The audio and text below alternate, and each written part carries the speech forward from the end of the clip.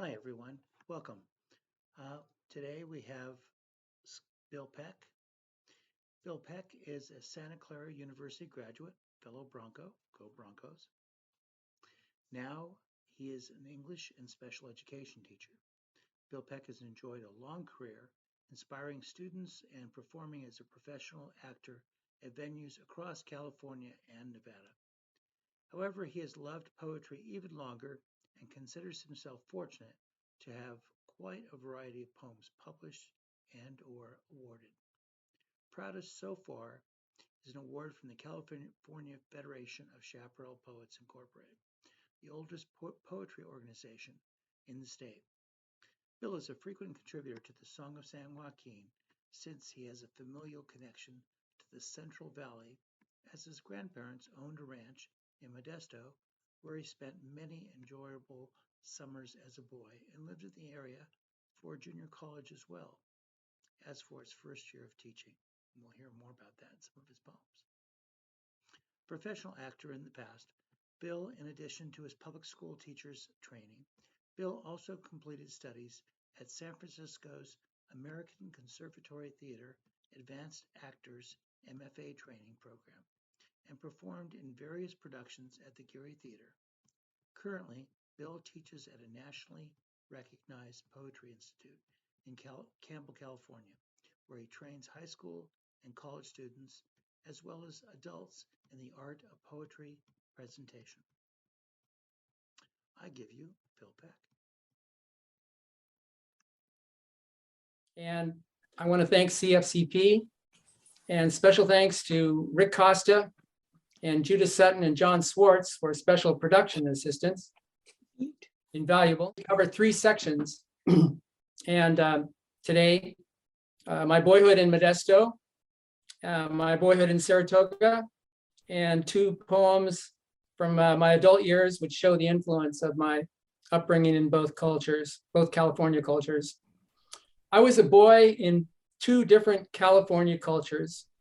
Each culture affected me greatly, and I stand before you as a product of both.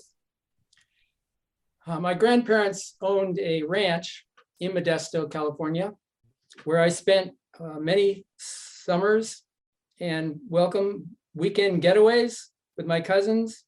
The summer stays were especially heaven.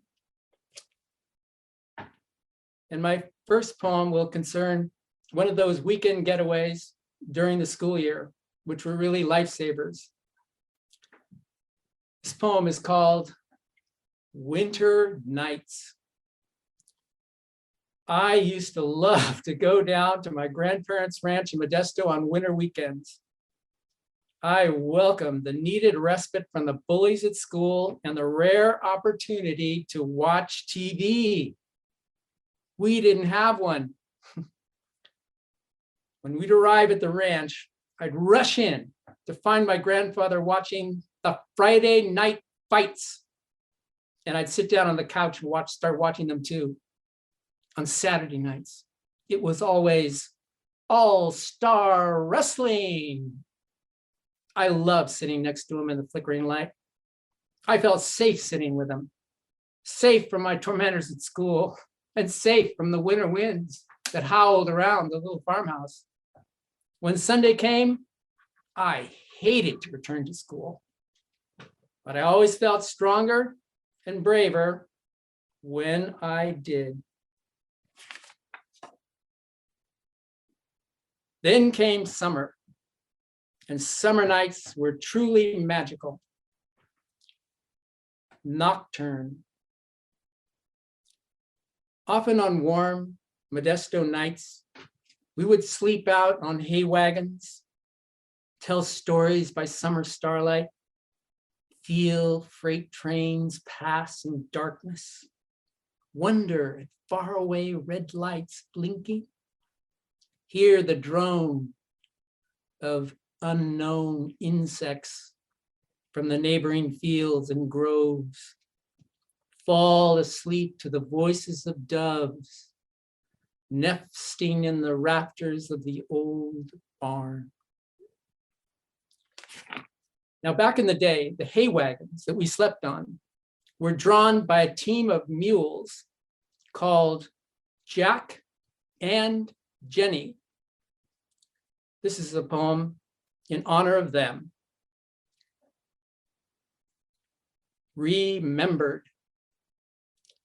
I never met Jack and Jenny. I never walked behind the plow with Grandfather Wesson, upturning soil with steel blade, cutting deep into earth. But as a child on the family farm, I saw traces of the famous pair. Two large time-worn collars of creaking leather hanging in the weather-beaten barn. In the barnyard, more proofs baked in sunlight, cedars, hay rakes, big wagons, all drawn once by these two. As a boy, I imagined them shiny black, pulling a wagon at night, under crescent moon, silvering Mom, her brothers and sisters as they slept, going back home on family hay rides. I too got to sleep on wagons with cousins under night skies, but we listened to barn owls, never wagon wheels. I always dreamed of the handsome team pulling us along like they did the generation before, where all but my aunt have followed Jack and Jenny through the fields to eternity. Irrigating was a major part of life on the ranch. There was a big canal nearby with a little irrigation ditch that connected it to the farm. And just up the tracks was the Tri-Valley Cannery, where we took the peaches to be canned. Early in the morning, irrigation would begin about 4. Waterworks, water rushing from canal gates, water flowing around dark trees, water rising to the top of levees. We irrigate our peach orchard. I muse about Tri-Valley 50-pound lugs.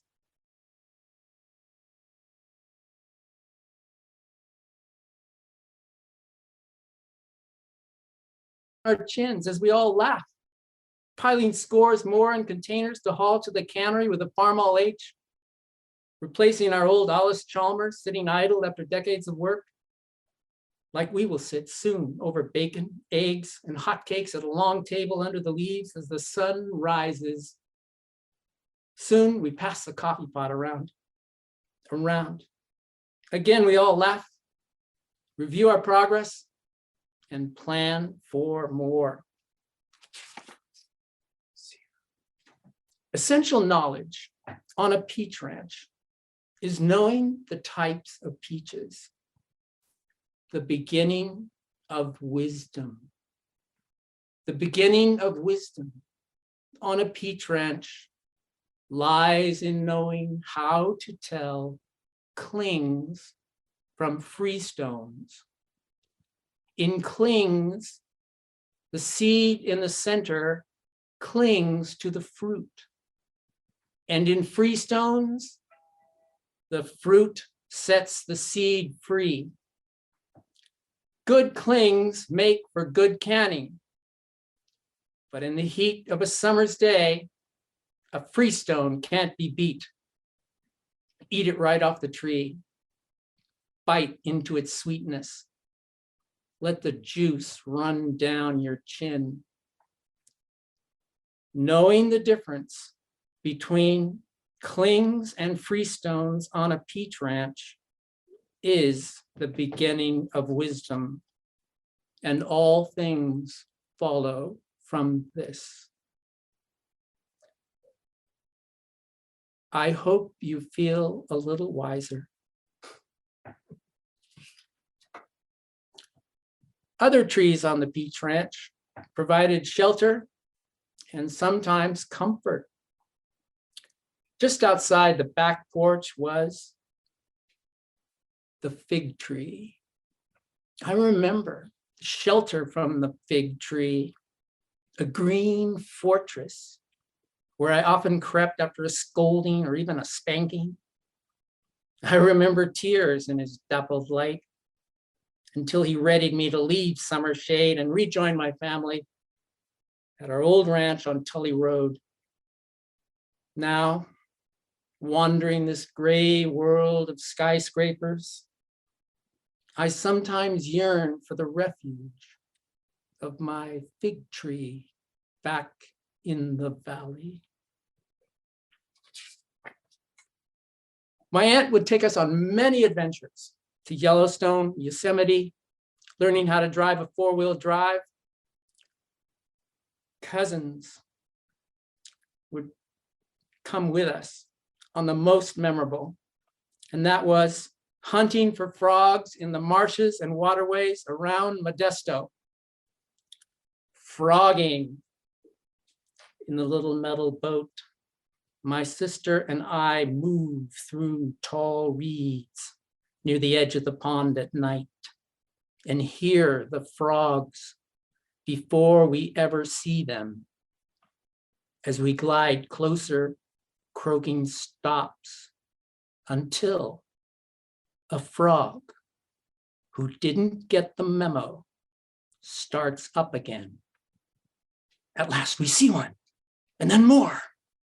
Into their bulging eyes, we shine our flashlight until with frog gigs like Poseidon's trident, we pierce them and into the back of the boat, fling them.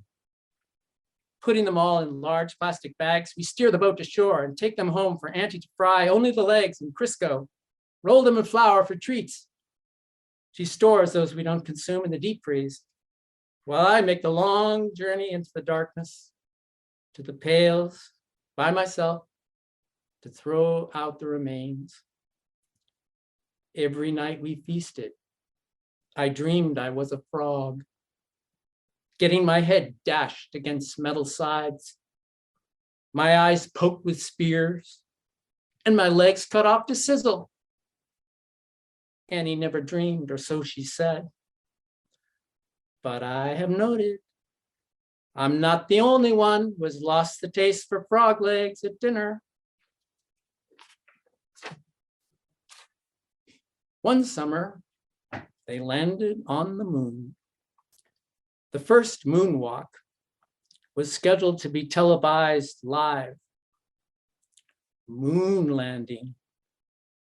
I remember that day, spent target shooting with cousins in dusty green orchards as we waited for night to come, when we would watch TV in midsummer Modesto heat to witness man's first steps on the mysterious moon. The afternoon dragged by until we sat before the screen. I knew excitement should fill me, but I felt only emptiness as we watched gray nothing, listened to crackly voices trying to sound important while I grew near breathless. So I leaped from my seat. I left the others transfixed inside, and I sought solace in the sky. My silver friend, unharmed.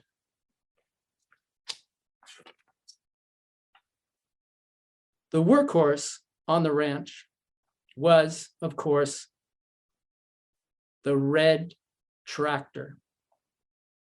I remember the shiny red Farmall H parked in its stall on the corral side of the barn. Not only did it look cool, but it had 5 forward gears and 1 back. And my cousins and I learned to drive that tractor before we were 10.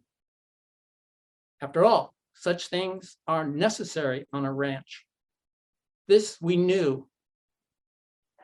I remember having to pull something silver. I think it was the choke in order to start it after first checking it was in neutral. I learned this the hard way. I almost took out a side of the old barn. I also learned to press the starter, give it some throttle, push in the clutch, shift into first, and then release the clutch. I discovered it was best to do this slowly, because if I didn't, the tractor would jump like a jackrabbit, a giant jackrabbit. Also, I ground down a lot of gears trying to learn how to shift right. But the hardest lesson to learn was double clutching. Double clutching from 4th to 5th. Now that took skill. First, I had to be driving full throttle and forth on the long, dusty road that led from the farmhouse to Tully Road. Then I'd say the words out loud as I went through the moves. Step on clutch, close throttle, release clutch, step on clutch, shift into fifth, release clutch, open throttle. And then I was sitting on top of the world. No lie, I swear. Huh. Oh, I miss those days. Even now, my car has 5 forward gears and 1 back. I clutch those times to my heart. No, I double clutch them. The Tidewater Southern Railroad ran right through the property, right by the little farmhouse. Train time. We reveled in the scent of blossoms as we waited for the Tidewater Southern trains in the spring night. They shook the walls by our house by the track, but we didn't mind at all. We would race outdoors to wave at the smiling men, the secrets of open boxcars, and to await the red lanterns on the caboose. Sometimes, quick, we'd put pennies on the track before the freight roared in. Afterward, we'd run to collect our treasures. Delicate copper sculptures, more precious than gold, but never, ever enough to buy golden moments back. This last poem in the Modestan section is a tribute to my grandmother. Fallen. On the ranch, wind blows brown leaves over fallen walnuts. Grandmother comes to gather them.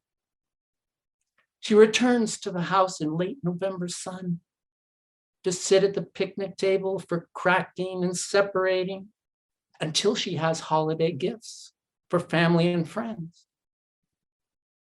On the ranch now, wind blows brown leaves over fallen walnuts, but no one comes to gather them. Now, growing up in Saratoga was quite a different experience in many ways. Both featured orchards and railroads. In Saratoga, it was the Southern Pacific Railroad, and the train station in town was called Congress Junction. When the diesel engines came in, the old steam trains disappeared. Blossom train. Blossoms, pink and white. Breeze blue, gardens green. Spring arrived in Saratoga. The first I can remember. Down at Congress Junction, the last steam train departed. Press camera in hand, Dad and I captured the moment to forever change the town. Off to retirement, the train chugged with lonely whistle to an eternity of blossoms for serving us long and well. This poem appears on a wall in downtown Saratoga. You can see it sometime if you stroll down Big Basin Way. Now, Dad taught Ann and I a new game called Trappist Monk. Once, Dad introduced my sister and me to a new game. Let's see who can remain silent for the longest time, he suggested, smiling like the Cheshire Cat. The first one of you who talks loses. Stumped, I asked, what's this game called? Slyly, but we didn't see it then, and solemnly, he solved my problem. It's called Trappist Monk. He loved this strange silent game, and he wanted me and me to play it all the time on our long family sojourns as we drove in the white 54 Chevy station wagon with the green plastic interior. let's play Trappist Monk. He would steer us in the direction he wanted us to go as we drove the 2 hours on winter days to my grandparents' ranch in Modesto. And thus cued, we both clam up. The oldest, I didn't even know what the heck a Trappist monk was, but I suspected, correctly as it turned out, they didn't talk much, those guys. Ever the loser in games with Anne, I grew to despise this diversion. But over time, in certain situations, it has served me well.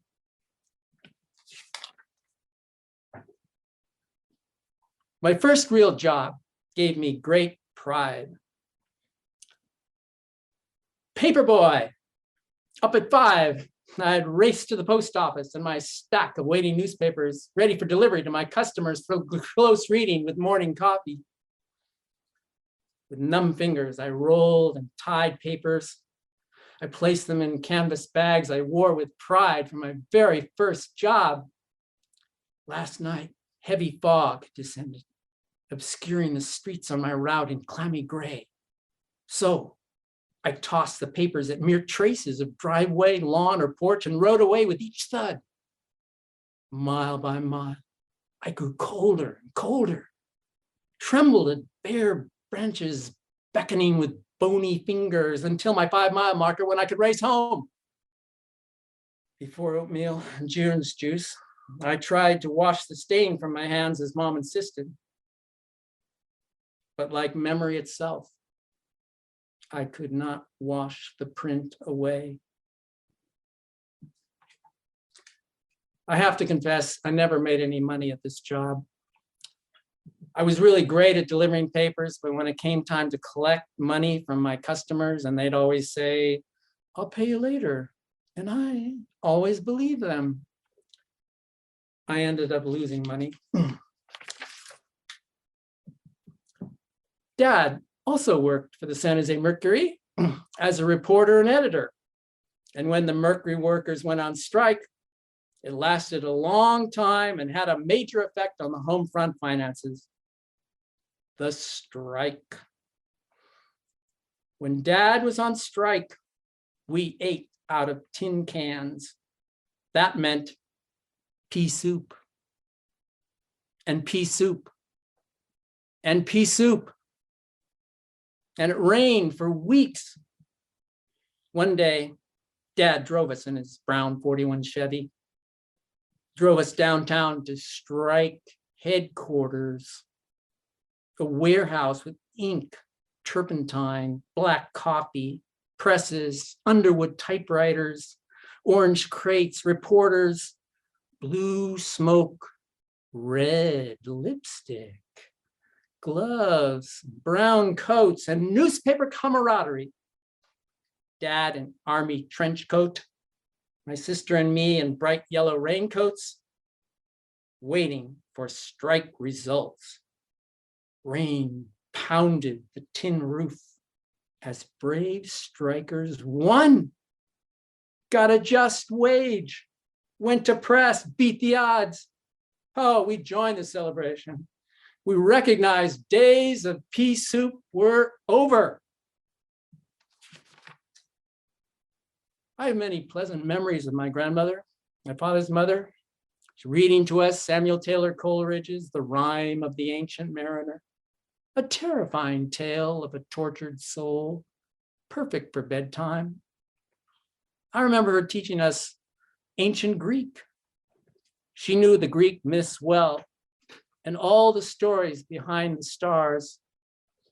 By starlight, on Orchard Road, grandmother and I walked one night under stars as she taught me how to find Orion's belt, sword, and shield. She praised the blue luminescence of the Pleiades. 7 sisters Orion pursued across the sky. When I asked her why he did so, grandmother would not disclose. Instead, she said, Odysseus sailed by those same stars as he left Calypso. For reasons she again withheld. A classical scholar, Vida, as I called her then, taught me even stars died. And after a long pause, she whispered, tempus fugit. Then she looked at me and said, explained, it meant time flies. And I fancied a clock with wings soaring among constellations. I wondered why she looked sad when she sighed that night when she said it as we stood together. Because for me, time had stopped. In truth, I thought nights with her would last forever. She would always abide to unveil the stars, revealing to me their mysteries. My mother had a couple of friends in Los Gatos, Fred and Dorothea Chappell, a quiet, reserved, unassuming couple. Little did I know who they really were. Astronomer's gift.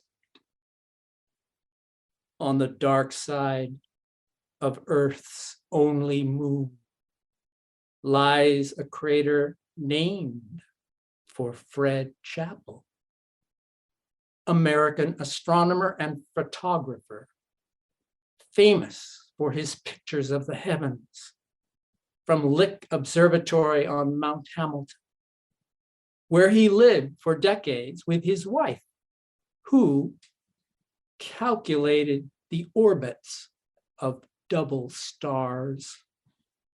Upon retirement, they moved to the valley below, where she taught me music. Once, Fred made me a set of wooden piano keys encased in a dark varnished box, which sat hidden under a Christmas tree of pine, sat waiting for me to unlock its secrets. Another year, he gave me a photograph of the crater named for him. I have it still. This evening, after viewing the half moon in the winter sky, I remember his last gift, soon located. Opened the manila envelope he gave me so long ago, and behold again, his crater with a depth as yet unknown. I was very influenced as a child by crime scene photos, both in the many magazines about the house and also the many crime scene photos my dad brought home from the Mercury. Barbershops. As a child, I developed a fear of barbershops. Not because I didn't like getting a haircut. I liked that, especially when my aunt cut it on the ranch in Modesto. Life magazine taught me to fear barbershops. I'd seen a picture in it of a guy on the floor under bloody sheets in a New York City barbershop. Albert Anastasia was his name, a member of something called the Mafia. He'd been shot while he got a haircut. Oh, that picture gave me the shivers. Every time I saw a barbershop, Albert would come to mind under the bloody sheets. Turns out my fears weren't entirely unfounded. Turns out the local mafia boss who ran the San Jose Rockets lived in Los Gatos. I think his sons might still live there, so I better shut my mouth. Now is a good time to play Trappist Monk. I remember my school days fondly within the gray walls of Foothill School. Septembers, I used to hate Septembers. I did. I swear. Cross my heart. I used to hate Septembers with a passion. I'm not kidding. It wasn't just that school started, which was pretty darn bad, I admit it. And it wasn't that the days got shorter and colder. It was because September was the time everybody got new back to school clothes and showed them off the first day of class. That was the problem. Why? Because we didn't have money. And so mom had to shop at Goodwill and had to solicit hand-me-downs from her neighbors and friends for me to wear. I didn't know what to say when a kid would run up to me on the playground and shout, "You're wearing my shirt." I just turned red, redder than the leaves on the maple trees around our school. Boy, did I hate Septembers. But one year, I was allowed a new pair of tennis shoes from Sears downtown, high tops no less, PF Flyers no less. From the moment I put them on, I felt invincible. So what if my enemies surrounded me on the playground? So what if they taunted me about my clothes? So what if a kid shouted in my face, "You're wearing my shirt"? I didn't care. It was my shirt now. Anyway, I was wearing my PF Flyers. Nobody could touch me. After that, Septembers didn't seem so bad. Now, my dad, in addition to being very interested in crime scene photos, was very interested in ghosts and the supernatural, hosting annually a haunted house, a presentation in which the whole family participated. I played the part of the troubled spirit, but by far the star of the show was Titus. Okay, I confess, I do have a skeleton, but he isn't in my closet. He's in the old living room. It all began innocently enough. He was a gift from my mother and me to my father, a birthday gift, a gift we found hanging in an antique store window in Los Gatos, a gift we knew Dad would love. And love it he did, naming it after Titus, his ancestor, a lieutenant of George Washington's who had died of camp fever in New Jersey, a rather inglorious place to die. I mean, why couldn't Titus have waited and died at Valley Forge? That's what I wanted to know. But that didn't matter. Titus was a real skeleton, a Florida prisoner maybe, who died in the electric chair. You know, the one called Old Sparky. A prisoner who willingly or unwillingly had donated his body to science and the edification of all medical students who gazed upon his bones. Little did he know that one day he would be hanging from the ceiling of an antique store in downtown Los Gatos and bought by a little boy and his mother as a birthday gift for Dad. On Halloween, Dad used to rig it up to greet little trick-or-treaters at the door and shake hands. But many chose not to shake hands. Many chose to scream. Many chose to run. How heartwarming it all seems in that long ago time. But in this day and age, both a prosecutor and a court-appointed psychiatrist would declare the living room a crime scene and launch an investigation. For it is no longer legal to give a real skeleton to your spouse, especially if the spouse is aided and abetted by the son of the said couple.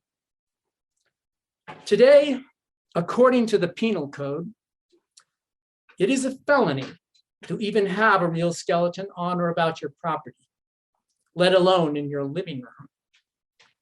It's just not legal anymore to possess human remains, a term which I find rather grim when applied to Titus, for we had all come to accept him as part of the family. But the state of California sees it differently. As for Titus, he just grins in the corner and says nothing. Oh, that Titus. What a character. I'm really going to miss him after I'm indicted. It was a time growing up of fallout shelters, constant fear of Russian attack, communist spies around every corner.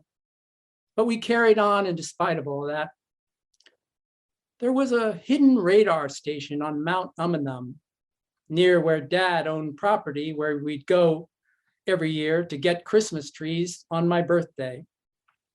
Cold War Christmas. Clouds through the pines moved swiftly as we made our way through manzanita, toyon berries, and blue spruce. Mom in her Austrian fur vest, Dad in his armored infantry field jacket, my sister and I in blue jeans and flannel shirts. I remember every year we took long trips to Dad's mountain property, purchased with his muster out pay from the Army after the war. We'd leave the safety of the valley and drive up, onto yellow dirt roads, winding along the sharp ridges and the cloud-hidden peaks, while secret radars scan the skies for Russian bombers. We search the land for the perfect tree.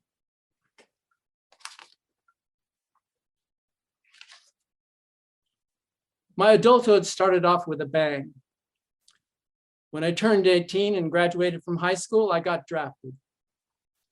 I served 2 years as a CO on the home front. Line of fire. For my conscience and my country, I fought wildfires in California forests instead of Vietnamese rice paddies.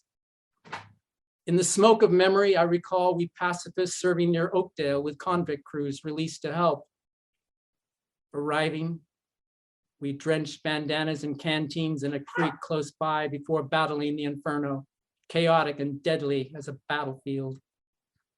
Armed just with shovels, we tied bandanas tight around the nose and marched to clear a 4-foot line of branches and brush. Our sergeant ordered us to attack the foe, 30-foot flames racing with wind. On bone-dry hills, we cut the line to split the unburned from the charred victims of nature's war. Up steep slopes, we charged as logs flew like torches hurled by defenders of a city under siege. Flames jumped our line like mad mystics at the market. Blue oaks burst like grenades above us. Pine pitch like napalm scorched earth. At last, wind shifted and water trucks came, carried more soldiers for relief. At last, our leader ordered us to retreat. So we stumbled back through ashes and still smoldering embers. Coughing, we gasped for breath amidst the miasma. At last, we plunged faces into the creek, a baptism of the faithful, pacifists and prisoners alike, having proved courage under fire as we waged a needed war. Thankful, grateful trees sheltered us as we slept until the green light of dawn. When they dedicated the Arboretum at the Madronia Cemetery in Saratoga, they asked me to write a poem for the occasion. And so I did. Tree lessons. Great friends of my youth were trees. They never disappointed me like people, unless I grew too bold or too reckless among their branches when I suffered falls from grace exiled from their Eden. But undeterred, I'd soon again ascend maples, birches, elms, oaks, alders, and above all, the towering royal redwood in my front yard. I climbed to its very top, surveyed the whole city, radiant in spring, with pink blossoms adorning the blue sky.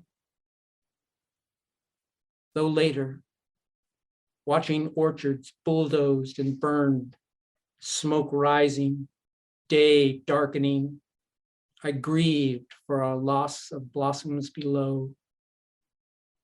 Great friends of today are still the trees. I don't climb as many redwoods, but meet new ones from far away in the arboretum. Afghan pine, Italian alder, Chinese redbud, Japanese cypress, Himalayan white birch, Hungarian oak, English yew, and so many more.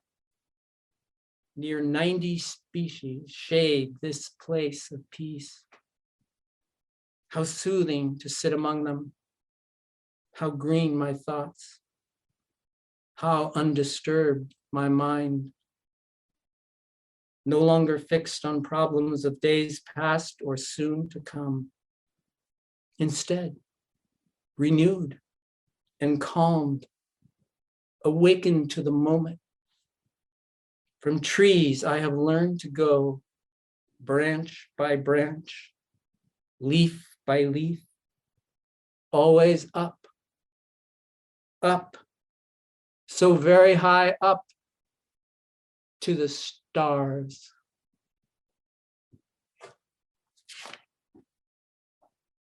This ends the program for today.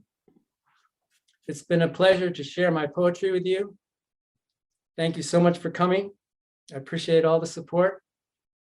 I wish you all well. Be safe. Until we meet again. Thank you, Bill. Thank you. So people want to unmute now and make some comments and give some feedback. Feel free to do so. Bill expertly read, wonderful poems and expertly read. Thank Really you. enjoyed that. Really. Thanks. Thanks for coming. Yeah. Thanks for hosting. Yeah. Good to see everybody. Wow, I see you now. Wow, that's great. Bill, Hi, Sifu. Bill, it struck me as amazing at how many rich experiences we both experienced in our adolescence, growing up Yeah. growing up in the Central Valley. Yeah, growing up in the Central Valley, nothing like it. Yeah. My grandmother used to make pickled peaches out of those clings, and they were Oh, a yeah. staple for Thanksgiving. Yeah. And Yeah. I Wow. worked in the Tri-Valley canneries summers, a couple of summers. Oh, wow. And I remember just about every peach that went by on the line. And I had no idea that I was dealing with or handling Peck's peaches at that time. Oh, really? Now I know. Yeah, the Wessons. The Wessons were the name. Yeah, they're Wessons peaches. You probably were. Yeah. Yeah. Hi, Auntie. Thanks for coming. Yeah, many happy memories on the ranch. Hey, Karen. God, it's so great to see you guys. Doug, oh my gosh, the Farm LH. Justin, oh my God, you're here. Fantastic. Yeah, many memories of Farm LH there, Bill. Yeah, I hope I got that right. I couldn't remember the sequence exactly, but yeah, I tried. Yeah. So Wow.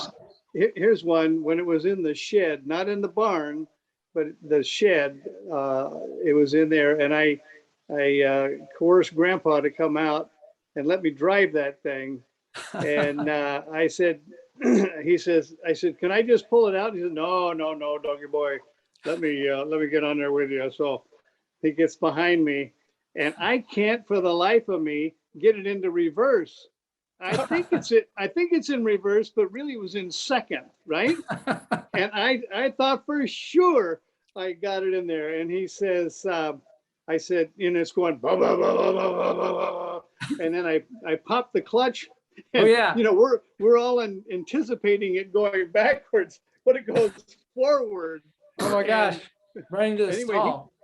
he Oh my kicked that gosh. little button down there to kill the engine, and I never heard the end of that one. Oh I'll my bet. gosh. Oh Oh, my God. sure you know how to drive it. Oh, sure you know how to drive it. No. Yeah. Oh my gosh. Yeah. No, I remember those Yeah. days. Well, you were the first one to drive all the tractors on the farm. Yeah. I mean, you did it all. I mean, you were like there. Yes. You just followed your Yeah. your lead. Yeah. And I wouldn't So have known how to drive. here's the other one. Yeah. Here's the other one. I said, Grandpa, I need to go get the Farmel H out of the barn. And so he says, okay. So this was later on. And so anyway, I back it out and I hear this, and I run over the dog's leg. Oh no. And he takes off hopping on three no. legs. Oh And no. and I go into the house and I say to Grandpa, I just ran over the dog. I just ran over the dog. I'm so sorry. He says, let me get the phone here for Anthony real quick. He says, well, let's go take care of it. He gets his shotgun and we go looking for the dog Yeah. and never found it. Never found it. The next summer, the dog comes and because I called all the time or wrote, you know, and said, have you found the dog? Have you found the dog? No, we haven't found the dog. Haven't found the dog. So the next summer, we're there and in comes this dog limping. It was that dog. Wow. And yeah, took him in. But yeah, there's a lot of great memories. Oh A yeah. lot of great memories. Thanks, Billy. Yeah. Thanks. Yeah, well, thank you. Thanks so much for putting that together. I really enjoyed it. It was a lot of Yeah. fun Wow. listening. Yeah. Thank you, Bill. There's definitely a lot of memories Yeah. from a the lot of memories ranch on and that ranch. I'm so glad stories you could be here, Karen. So great. and more. And more. Yeah. Oh, there's a lot more. Yeah. Yeah. Yeah. It was quite an adventure. Yeah. Wow. We enjoyed the ranch and then going over to the Peck's house Yeah. afterwards. It was quite That was the, always an treat experience, and yeah. experience. Yeah. It was kind of two different worlds, right? Yes. Yeah. That's what I was trying to say. Yeah. Two different Yeah. cultures, two different California cultures. Yeah. Two different. Yeah. Yeah. Well, thanks again, Bill. Okay. That was Well, thank great. you all. Appreciate it. Karen, So good to thanks, see you. thanks for doing that. Thank you. Hey, Okay, guys. Mark, I didn't get to say Bye-bye. hi. Yeah. Okay. So there's a lot of Hi, Bill. several new people Hey. here today. If anybody, we usually meet on the fourth Sunday at 4 o'clock. And if you shoot me your email, if you enter that into the chat function, I'd be glad to include you on future email notices if you'd like to join us in the future. Wow. Oh, I'd like to say hi to Barbara and Aria. I didn't see you guys there. Okay. Wow. And Justin and Sifu. I take classes at Wushu Central from Sifu. And Justin's my coach and he came. I'm getting a black belt. Better late than never. Yeah, thanks, guys. Thank you all. I know that Norma wanted to be here today, Norma Cahoot, but her Comcast is down today. Wow. She was texting me, so. We'll give her my best. Yeah, I will. And we're recording this and it'll be eventually on the website. So for people, if they weren't able to see it live, they can see it Okay, after cool. the fact. Great. Is there anybody out there that has a poem to share that they'd like to read?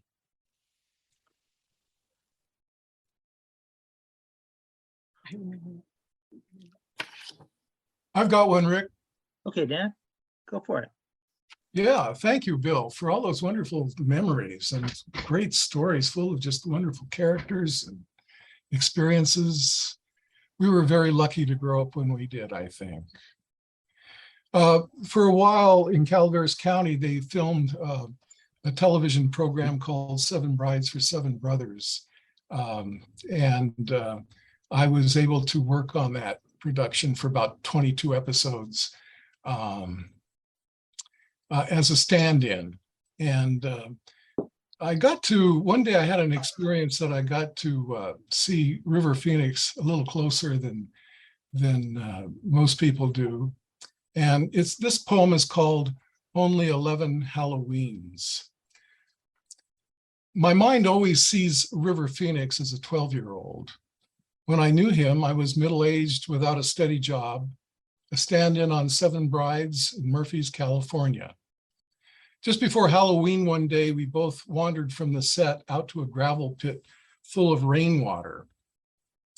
Escaped from his entourage, he was just a normal kid, full of fun, enjoying bright autumn. Always irrepressible, he scooped up a flat stone, held it for me to see, grinned and said, "Come on, Dan, let's go for it."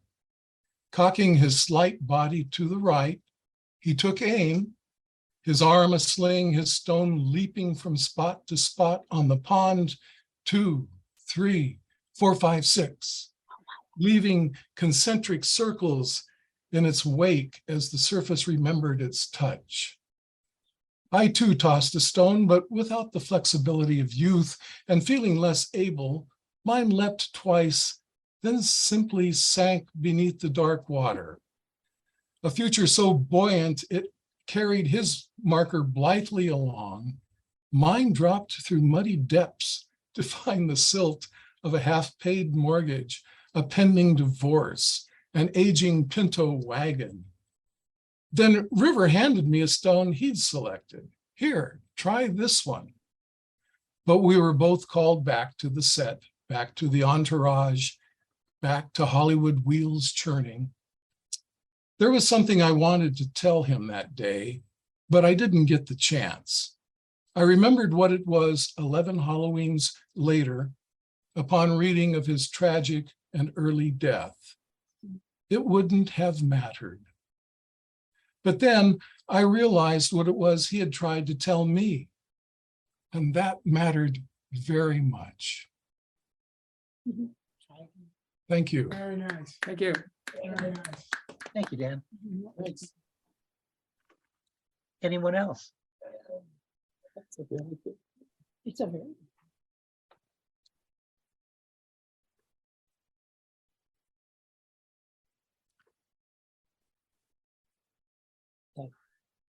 I will if no one else is ready. Sure, Mark, go for it. Thank you, Rick. And Bill, excellent work, superb presentation. I Thank you. loved every poem. Thank you. Thank you, Mark. Yes. So this is part of my continuing series of poems inspired by William Least Heat Moon and his book, Blue Highways. It has an epigraph by him. It is a curious sensation when nature looks back. A distant memory from the previous century. A cement block bench at the Hayward BART train station. Shade is receding as temperature warms. 2 hours at the job center, perusing postings on their computer, submitting queries and resumes like a Valentine-less 8-year-old standing over an abyss, begging what's too far away to see. Will you be my friend? Then a bus brought me back here, passengerless, just the driver and now me, on a slow progression through downtown traffic, as if it were a funeral procession, and I was in the back of the hearse. Bus cuts off the engine at the BART bus stop. I tell the driver, "Have a good day," as I exit. But his face registers no evidence of hearing or even seeing me. Yeah, it figures. If this is what being a ghost is like, I'll be lonely and bored. I was here to sell poetry chapbooks to the noontime crowd at the bus stops, but this day, the station was largely empty. The few paced while staring at their feet or mumbling at the sky. So over to the cement bench I went, sat down and unzipped the backpack full of poetry books and a small container of leftover spaghetti. Fork wrapped in paper towel was in another compartment. May as well eat, even if it is lukewarm. And that's when they started to come. First, it was just one pigeon, landed about 10 feet away, standing there with puppy dog eyes, staring at me, watching every forkful of spaghetti disappear in my mouth. I felt strange, but kept eating. Finally, I started talking to the pigeon. Are you hungry? Do you want some? It seemed the polite thing to ask. And surprisingly, the pigeon responded with a warble and a brief, hesitant little dance. And this made me happy. I'm not alone in this parallel universe after all. Removing one strand of spaghetti from the last forkful, I hold it midair and then, don't do that. Pigeons don't eat spaghetti, a human squawks. Well, if I turned my back, they'd steal it from me. So what do you know, bud? In a huff, I tossed the spaghetti in front of the pigeon, which ambled forward quickly to eat it. And of course, the pigeon wanted more because I made good spaghetti. That's when several more pigeons flew in out of nowhere, and the human complained about that too. But I was both out of food and out of patience with humans for the day. So I got up and went home, hoping for better luck on the job hunt tomorrow. Thank you, Mark. Mark will be our featured reader for November. Thank you. Anyone else?